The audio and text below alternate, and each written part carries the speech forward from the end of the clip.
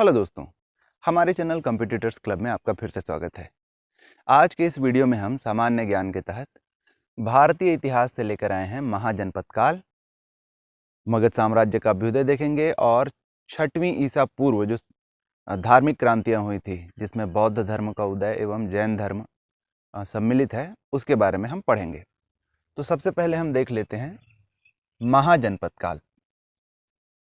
पिछले वीडियो में हमने सिंधु घाटी की सभ्यता या हड़प्पा सभ्यता एवं वैदिक सभ्यता के बारे में देख लिया था। अगर आपने वो वीडियो नहीं देखा है तो प्लीज़ उसे जाकर पहले देख लीजिए। तो हमने क्या देखा था कि 1500 ईसा पूर्व या 1500 ईसा पूर्व से लेकर 600 ईसा पूर्व तक जो है वैदिक सभ्यता का युग था। 600 ईस्वी के बाद का जो समय है ये कहलाता है महाजनपद काल। महाजनपद काल क्यों? क्योंकि इस समय 16 महाजनपदों के होने का उल्लेख इतिहास में मिलता है। कहाँ मिलता है? एक तो जो है भगवती सूत्र जैन धर्म ग्रंथ है,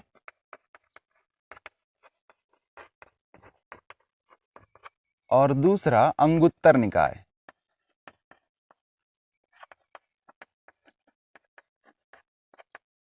जो कि बौद्ध धर्म ग्रंथ है।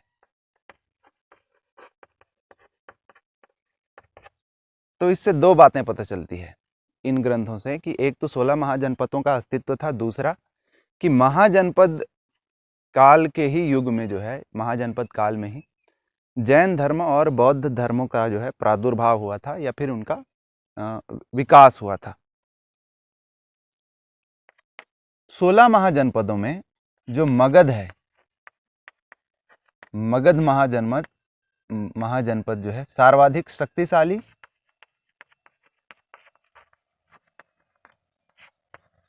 और इसीलिए महत्वपूर्ण भी है, क्योंकि महाजनपद काल से पहले हम देखते हैं कि जो वैदिक सभ्यता थी वो ग्रामीण सभ्यता थी, कबीलियाई सभ्यता थी। प्रशासनिक व्यवस्था अगर हम देखें वैदिक सभ्यता की तो सबसे छोटी जो इकाई थी वो थी कुल या फैमिली।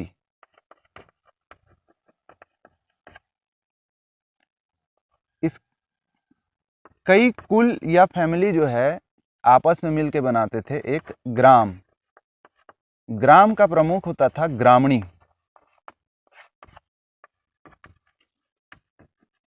ग्राम का प्रमुख ग्रामणी होता था। कई ग्राम मिलकर जो है एक विष की रचना करते थे। विष का जो प्रमुख होता था वो होता था विषपति। कई विष मिलाकर फिर एक जन का निर्माण करते थे और जन का प्रमुख कहलाता था राजन। ये जन वास्तव में एक कबीला ही होता था। इसका जो क्षेत्र है या इसका जो साइज है बहुत बड़ा नहीं होता था। तो इस प्रकार हम देखते हैं कि वैदिक सभ्यता ग्रामीण और कबीलाई सभ्यता थी। साम्राज्यवाद का जो उदय देखते हैं हम भारतीय इतिहास में वो मगध साम्राज्य के अभ्युदय के साथ ही देखते हैं। तो साम्राज्यवाद की सर्वप्रथम संकल्पना या भूरेखा पर भू धरातल पर उसका जो है वास्तविक रूप से होना हमने देखा मगध साम्राज्य के अभ्युदय के साथ। मगध साम्राज्य का जो अभ्युदय है वो शुरू होता है हर्यक वंश के उदय के साथ। हर्यक वंश जिसने मगध पर 580 ईसा पूर्व से 412 ईसा पूर्व तक शासन किया। इसके पहले शासक हुए बिंबिसार।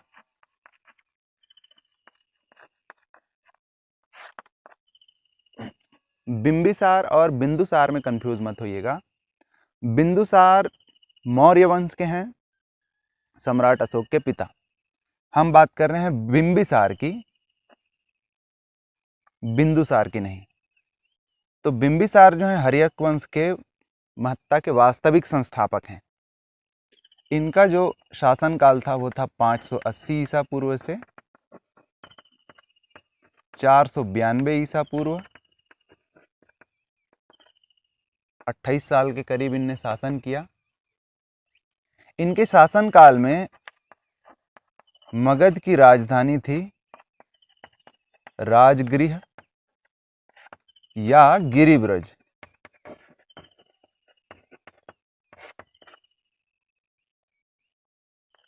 इनके एक राजवैद्य थे जीवक नाम से। क्यों प्रसिद्ध हैं? इन्हें इनके पड़ोसी राज्य अवंती के राजा, अवंती के राजा चंडप्रद्योत की चिकित्सा के लिए भेजा गया था।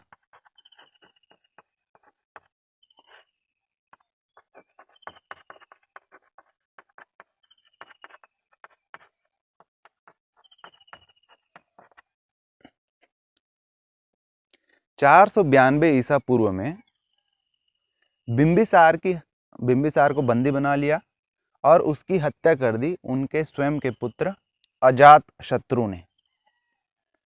तो 492 ईसा पूर्व में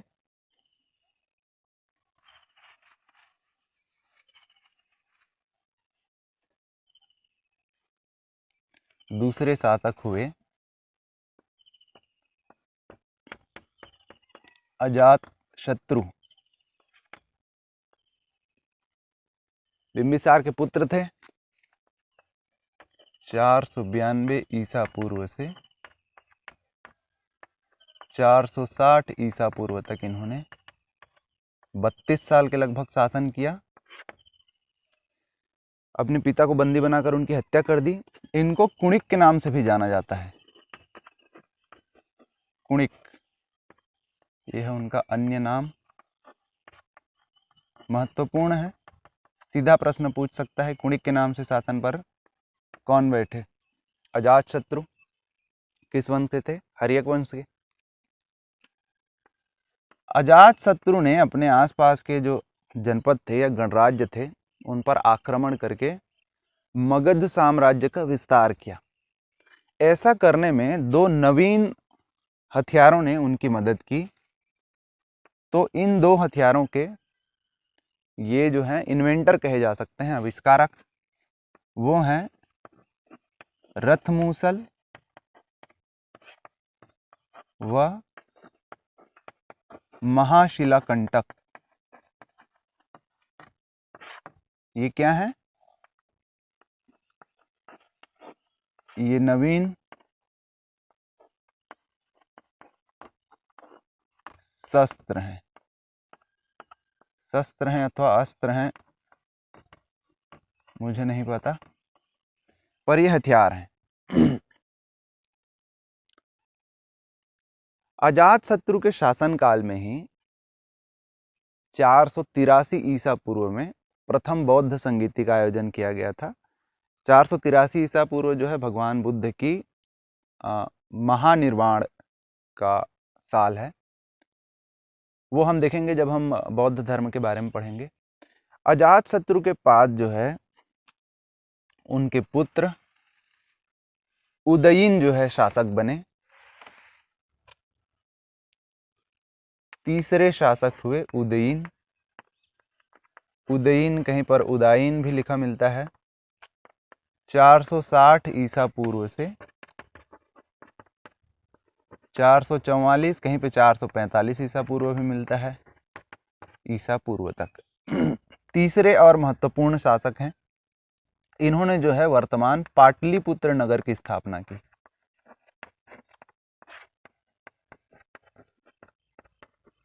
पाटलिपुत्र नगर की स्थापना, जिसे आज हम पटना के नाम से जानते हैं, और इसे अपनी राजधानी बनाया।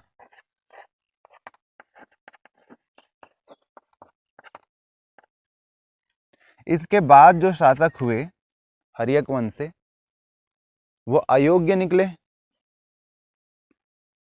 अंतिम शासक जो थे, अंतिम हर्यक शासक मतलब हर्यक वंश के शासक, अंतिम हर्यक शासक नागदशक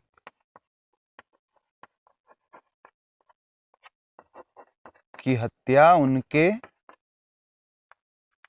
अपने सेनापति शिशुनाग ने कर दी और स्वयं जो है शासक बन बैठा। और फिर इनके नाम से जो है शिशुनाग वंश की स्थापना हुई। तो शिशुनाग वंश के बारे में हम देखेंगे, उससे पहले हम देख लेते हैं, क्योंकि ये वो समय है, हर्यक वंश का जो शासन काल है 580 ईसा पूर्व से 412 ईसा पूर्व के मध्य, इसी बीच जो है दो महान हस्तियों का, जिनमें से एक हैं गौतम बुद्ध और दूसरे हैं महावीर स्वामी, इनका अभ्युदय हुआ, इनका जीवन काल रहा। तो इन्हीं के कारण जो है दो महान धार्मिक क्रांतियां देखने को मिलती है, एक बौद्ध धर्म की, दूसरा जैन धर्म की। उनके बारे में हम देख लेते हैं। बौद्ध धर्म के प्रवर्तक थे गौतम बुद्ध, जैसा हम जानते हैं। गौतम बुद्ध, इनके बारे में, इनके जीवन से संबंधित छोटे छोटे तथ्य हम देख लेते हैं। जैसे इनका जो है जन्म स्थान था लुम्बिनी, लुम्बिनी ग्राम है कपिलवस्तु में। कपिलवस्तु जो गणराज्य होता था उस समय, आजकल है ये नेपाल में, वर्तमान में नेपाल में है। यहाँ उनका जन्म हुआ। कपिलवस्तु के जो शासक थे शुद्धोधन, उनके यहाँ तो एक क्षत्रिय राजकुमार थे ये। इनकी माता थी महामाया। गौतम बुद्ध बहुत संवेदनशील व्यक्ति थे, यानी बहुत अधिक संवेदना थी उनमें। इनकी जो पत्नी थी वो थी यशोधरा, और इनका एक पुत्र भी हुआ जिनका नाम था राहुल। 29 वर्ष की उम्र में ये सन्यासी हो गए। सन्यासी होना उचित शब्द नहीं कहलाएगा, गृह त्याग इन्होंने 29 वर्ष की आयु में कर दिया। अब ऐसा माना जाता है, ऐसा कहा जाता है, 4 घटनाएं थी इनके जीवन में ऐसी जिन्होंने उन्हें गृह त्याग को प्रेरित किया। तो गृह त्याग की जो प्रेरणा हुई उन्हें 4 घटनाओं से मिलती है। पहला, एक वृद्ध को उन्होंने देखा, एक रोगी को उन्होंने देखा, एक शव को उन्होंने देखा, और एक सन्यासी को उन्होंने देखा।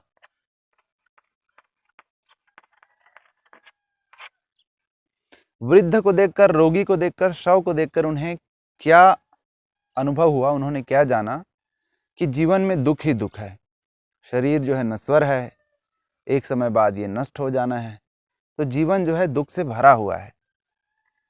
इसी दुख के कारण उन्होंने बाद में 4 आर्य सत्य दिए, उसके बारे में हम देखेंगे जब उनकी शिक्षाओं को देखेंगे। तो जीवन दुख से भरा हुआ है, इसको देखकर वो विचलित हो गए। और फिर एक बार उन्होंने एक सन्यासी को देखा जो अपना गृह त्याग करके बैठे हैं, पर चेहरे पर जो है संतुष्टि का भाव है, शांति है उनको। तो उन्होंने निश्चय किया कि जीवन जो है उसमें दुख ही दुख है, और इस दुख से जो पार है वो संसार को इस तरीके से त्याग कर, मोह माया को त्याग कर ही पाया जा सकता है। और इसलिए उन्होंने गृह त्याग कर दिया 29 वर्ष की उम्र में। तो इन्हें ज्ञान की जो प्राप्ति हुई, या जिसे हम कहते हैं निर्वाण, निर्वाण की प्राप्ति इन्हें हुई थी बोधि वृक्ष के नीचे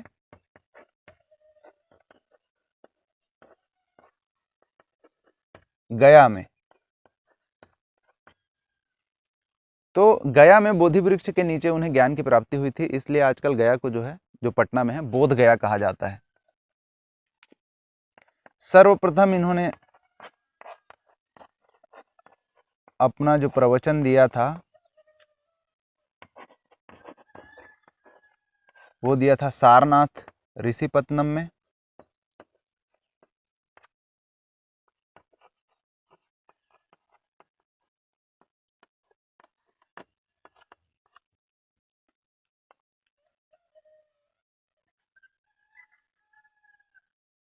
अच्छा, इनका जन्म हुआ था 563 ईसा पूर्व में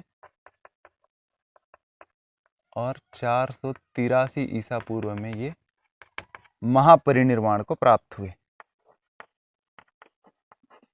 उनके शरीर त्याग को महापरिनिर्वाण के नाम से जाना जाता है और ये हुआ था कुशीनगर में। तो ये तो हो गई उनके जीवन के बारे में संक्षिप्त जानकारी। तो जैसा मैंने बताया या हमने देखा कि जीवन में दुख ही दुख है, ऐसा उन्होंने ऑब्जर्व किया था, ऐसा उन्होंने महसूस किया था। तो इसके आधार पर अपनी शिक्षाओं में इन्होंने दुख को शामिल किया है। तो इनकी जो शिक्षा है, एक तो है 4 आर्य सत्य के बारे में। 4 आर्य सत्य वो क्या क्या हैं? पहला दुख, दूसरा दुख समुदाय, तीसरा दुख निवारण और चौथा दुख निरोध गामिनी प्रतिपदा, यानी दुख से निवारण का मार्ग। ये 4 आर्य सत्य इन्होंने दिए। अष्टांगिक मार्ग की संकल्पना इन्होंने दी थी। इसके बारे में पूरा जानने की आवश्यकता नहीं है, सिर्फ ये जान लीजिए कि अष्टांगिक मार्ग की संकल्पना इन्होंने दी थी। एक उन्होंने मध्य मार्ग की संकल्पना भी दी थी। मध्य मार्ग, मध्य मार्ग से क्या तात्पर्य है कि उत्तर वैदिक काल में हम देखते हैं पूजा पाठ, भगवान को पाना, इन शॉर्ट बहुत जटिल कार्य हो गया है। यज्ञ आदि जो है बहुत महंगे हो गए हैं, खर्चीले हो गए हैं और जटिल हो गए हैं। तो आम जनता को इसका खर्च वहन करना लगभग असंभव है। इस प्रकार वे अपने आप को महसूस कर रहे हैं कि भगवान के निकट वो जा नहीं पा रहे हैं, दूर रह गए हैं। तो उत्तर वैदिक काल में इस प्रकार की जो विषमताएं थी, जो जटिलताएं थी धर्म को लेकर, उसे दूर करने के उद्देश्य से ही गौतम बुद्ध ने जो है ये शिक्षाएं दी थी। तो जो सन्यासी हुआ करते थे उनके लिए जीवन जो है बहुत कष्टप्रद था। निर्वाण प्राप्त करने का जो मार्ग था बहुत कष्टप्रद था। सामान्य व्यक्ति जो कि गृहस्थ आश्रम में है, जो घर बार देख रहा है, उसके लिए उस मार्ग पर चलना संभव नहीं था। तो उन्होंने ऐसा मार्ग सुझाया कि आप गृहस्थ जीवन में रहते हुए भी निर्वाण प्राप्त कर सकते हैं, और वो मार्ग जो है मध्यम मार्ग कहलाता है।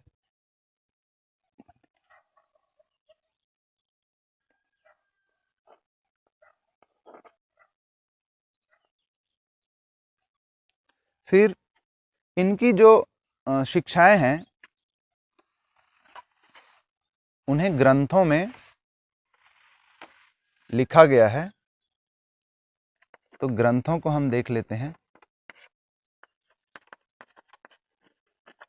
उनमें सबसे प्रमुख है त्रिपिटक।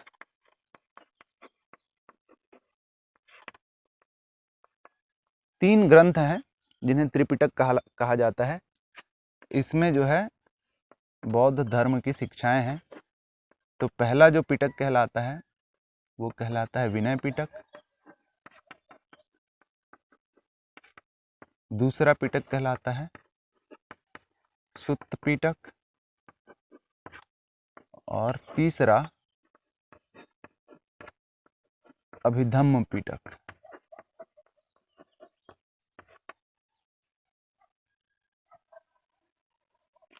बौद्ध धर्म के 3 रत्न कहे जाते हैं। बौद्ध धर्म के 3 रत्न।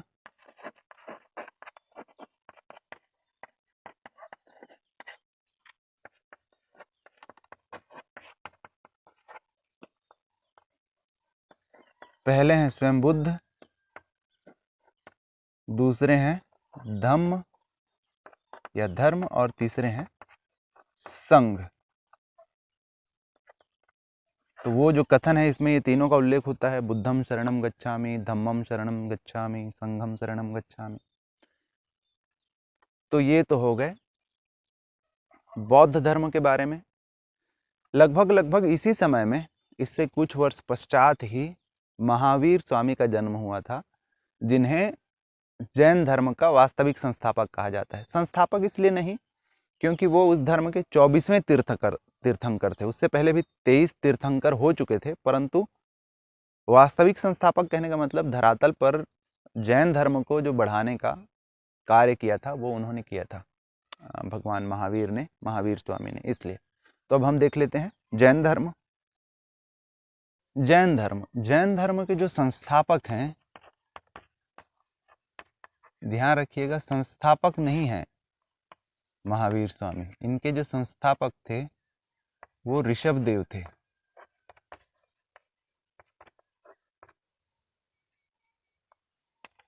और महावीर स्वामी जो हैं वो 24वें तीर्थंकर हैं। जैन धर्म के 24वें तीर्थंकर हैं महावीर स्वामी। तो ये संस्थापक हैं, लेकिन वास्तविक संस्थापक कहा जाता है इन्हें, महावीर स्वामी को वास्तविक संस्थापक।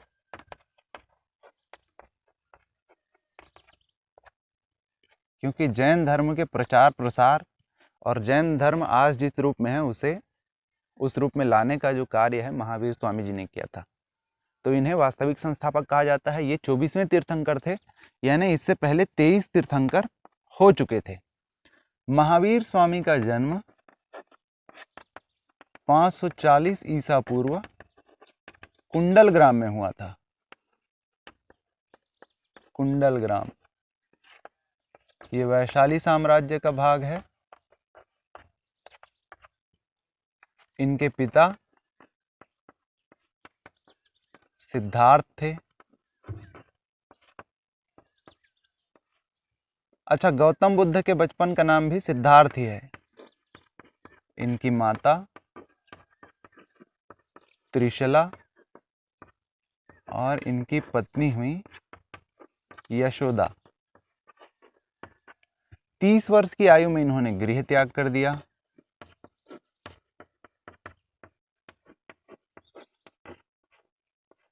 और अपने तप के लिए जृंभिक ग्राम को चुना।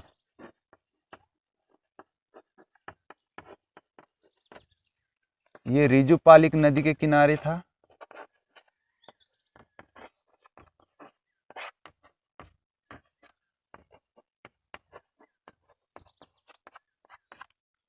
बयालीस वर्ष की आयु में इन्हें ज्ञान की प्राप्ति हुई।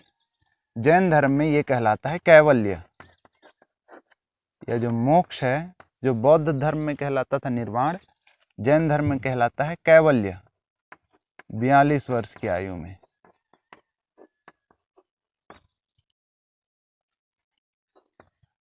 और इनका जो देह त्याग है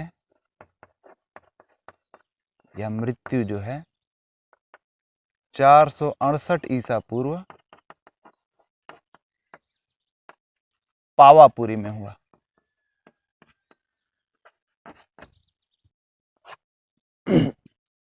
ये हमने संक्षेप में देखा महावीर स्वामी के जीवन के बारे में।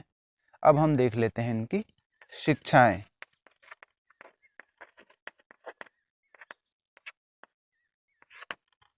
बौद्ध धर्म के 3 रत्न हमने देखे थे, बुद्ध, संघ और धम्म। तो जैन धर्म के भी 3 रत्न हैं।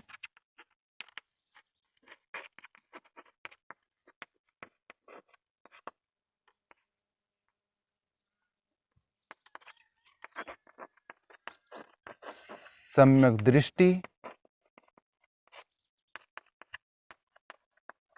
सम्यक ज्ञान एवं सम्यक आचरण।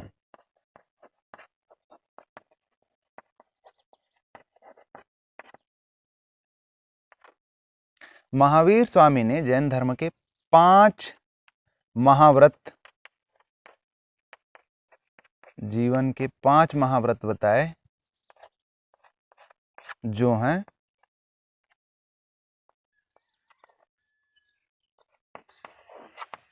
सत्य, अहिंसा, अस्तेय, अपरिग्रह और 5वां जो है वो है ब्रह्मचर्य। इसमें से जो 4 महाव्रत है ये 23वें तीर्थंकर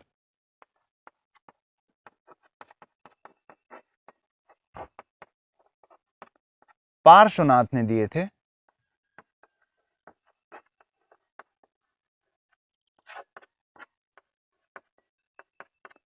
पांचवा और अंतिम जो महाव्रत है ये महावीर स्वामी ने दिया था। कालांतर में जैन धर्म जो है 2 संप्रदायों में बंट गया, दिगंबर और श्वेतांबर। श्वेतांबर जो कि वस्त्र धारण करते थे और दिगंबर जो कि वस्त्र धारण नहीं करते थे। तो ये तो हो गए जैन धर्म के बारे में। इसके पहले हमने देखा बौद्ध धर्म के बारे में।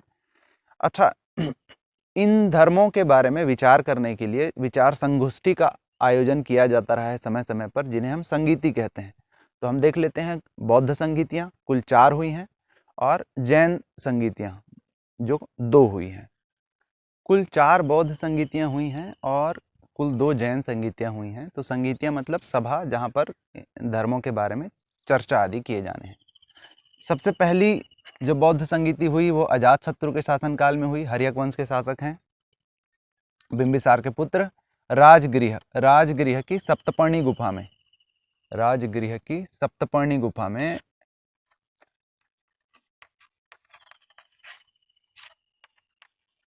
प्रथम बौद्ध संगीति का आयोजन किया गया था 483 ईसा पूर्व में, जिस वर्ष भगवान बुद्ध महापरिनिर्वाण को प्राप्त हुए थे। द्वितीय वैशाली कालाशोक के शासनकाल में शिशुनाग वंश के वारिस हैं। इनके बारे में अभी हम देखेंगे। हमने हर्यक वंश तक का देख लिया है, उसके आगे शिशुनाग वंश हम देखने वाले हैं, फिर नंद वंश और फिर मौर्य वंश। तो ये जो है शिशुनाग वंश के उत्तराधिकारी हैं कालाशोक। 383 ईसा पूर्व, 100 साल के बाद जो है। तीसरा हुआ था सम्राट अशोक जो कि मौर्य सम्राट थे। इनके शासनकाल में पाटलिपुत्र में, मगध की राजधानी, 251 ईसा पूर्व में। और चौथा और अंतिम जो बौद्ध संगीति हुई थी वो हुई थी कनिष्क जो कुषाण वंश के शासक हैं। इनके शासनकाल में ईस्वी की प्रथम शताब्दी में कुंडलवन में। और इसी समय जो है चौथी संगीति के दौरान ही जो है बौद्ध धर्म 2 संप्रदायों में बंट गया था।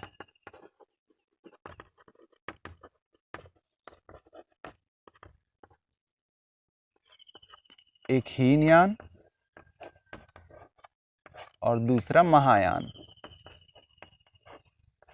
हीनयान में ऐसे अनुयायी थे जो बुद्ध की दी हुई शिक्षाओं को ही निर्वाण का साधन मानते थे, और महायान में ऐसे व्यक्ति थे जो बुद्ध को ही भगवान मान रहे थे और ऐसा विश्वास रखते थे कि बुद्ध की पूजा से ही, बुद्ध चूंकि देवता हैं तो उनकी पूजा से ही हमको निर्वाण प्राप्त हो सकता है। 2 जैन संगीतियाँ हुई। पहली हुई थी पाटलिपुत्र में 322 से 298 ईसा पूर्व, क्योंकि ये समय था जब नंद वंश का पतन होने वाला था और मगध साम्राज्य का उदय होने वाला था। ये वो समय है, ये वो ट्रांजिशन पीरियड है। तो शासक उस समय या तो घनानंद रहे होंगे, या चूंकि 322 में पतन हो गया था उनका, उसके बाद जो है चंद्रगुप्त मौर्य का शासन हो गया था, तो ये वो ट्रांजिशन पीरियड है जिस समय ये संगीति हुई थी। दूसरा हुआ था वल्लभी में 512 ईस्वी में, ईस्वी में ध्यान रखिएगा, ईसा पूर्व नहीं है ये, ईस्वी में। और जैन धर्म भी जो है पाटलिपुत्र में जो संगीति हुई थी उसमें 2 संप्रदायों में बंट गया था।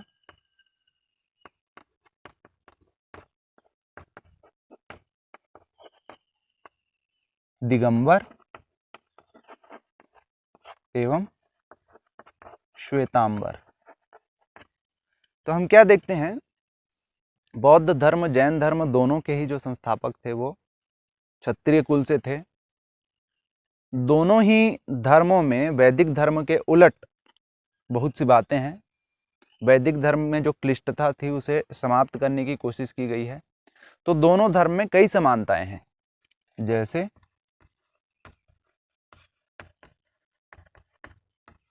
बौद्ध धर्म और जैन धर्म में समानता। दोनों ही अनीश्वरवादी हैं।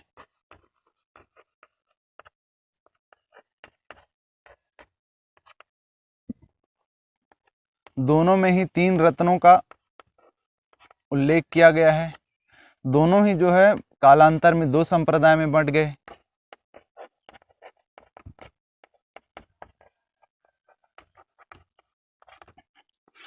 ये कुछ समानताएं हम देखते हैं। असमानताएं क्या है, एक और जहां भगवान बुद्ध ने जो है या बौद्ध धर्म के जो उपदेश हैं या शिक्षाएं हैं वो प्राकृत भाषा में है, माफ कीजिएगा पाली भाषा में। तो जैन धर्म की या महावीर स्वामी की जो शिक्षाएं हैं वो है प्राकृत भाषा में।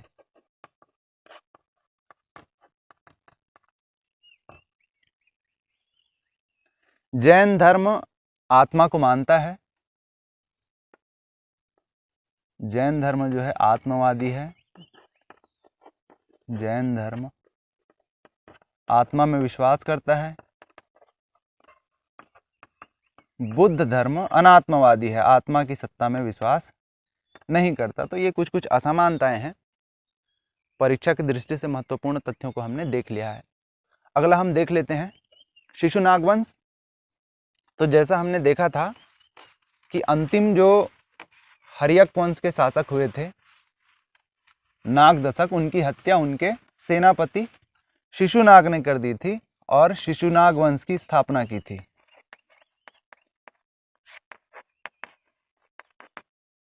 शिशुनाग वंश का शासनकाल अल्प है। वंश का जो शासनकाल रहा है वो रहा है 412 ईसा पूर्व से 344 ईसा पूर्व तक। महत्वपूर्ण शासक हुए कालाशोक।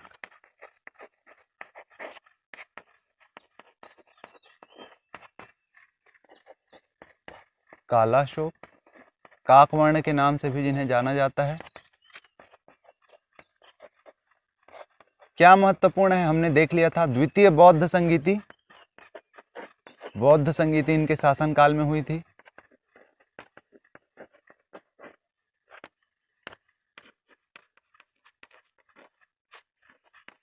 इनके शासनकाल की महत्वपूर्ण घटना है द्वितीय बौद्ध संगीति। 344 ईसा पूर्व में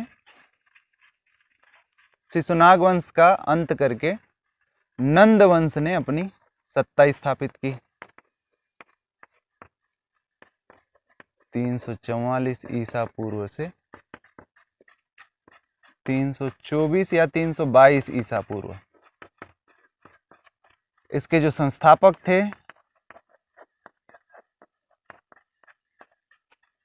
वो थे महापद्मनंद,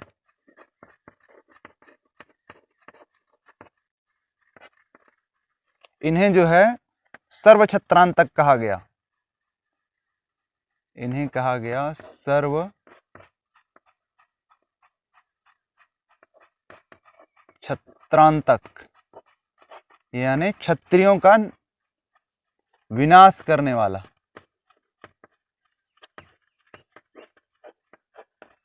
क्षत्रियों का विनाश करने वाला। इसी वंश के अंतिम शासक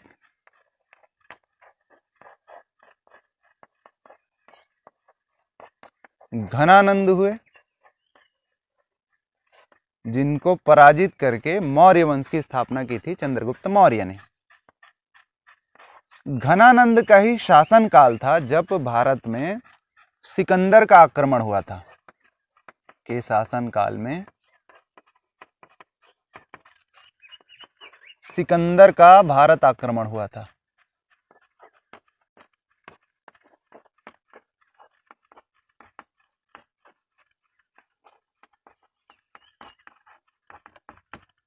सिकंदर जो है मैसेडोनिया या मकदूनिया के शासक फिलिप, वहाँ के जो क्षत्रप थे फिलिप, उनके पुत्र थे। और 326 ईसा पूर्व में 326 ईसा पूर्व में अपनी विश्व विजय यात्रा के दौरान जो है भारत में इन्होंने आक्रमण किया था। झेलम या वितस्ता नदी के किनारे पोरस से इनकी टक्कर हुई थी।